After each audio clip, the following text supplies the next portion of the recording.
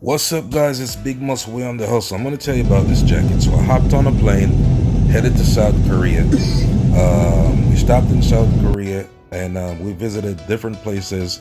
Like this shrine that we visited was very quiet, peaceful. The people there, I noticed they take their shoes off before they go into the shrine. A lot of people are there worshiping, and generally a very serene, tranquil, very relaxed atmosphere. I've never seen anything like it in my life. Okay, so in South Korea, the people are very amiable and very courteous. When I went there, and this was 5, 8 years ago, somewhere around there. But we also visited different famous structures and sites which most people have never seen in their lives. Okay, so we went to this war memorial museum.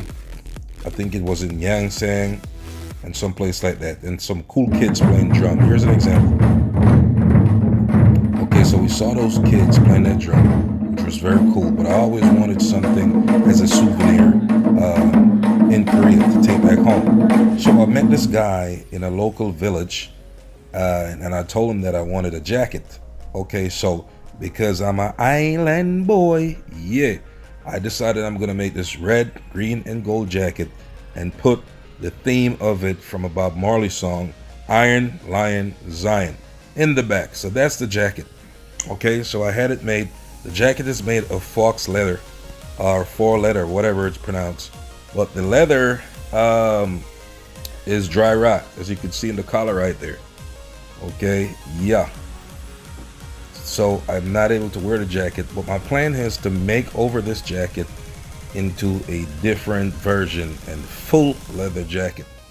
The inside, it was kind of okay too at the time, but that's my souvenir that I always wanted to take back.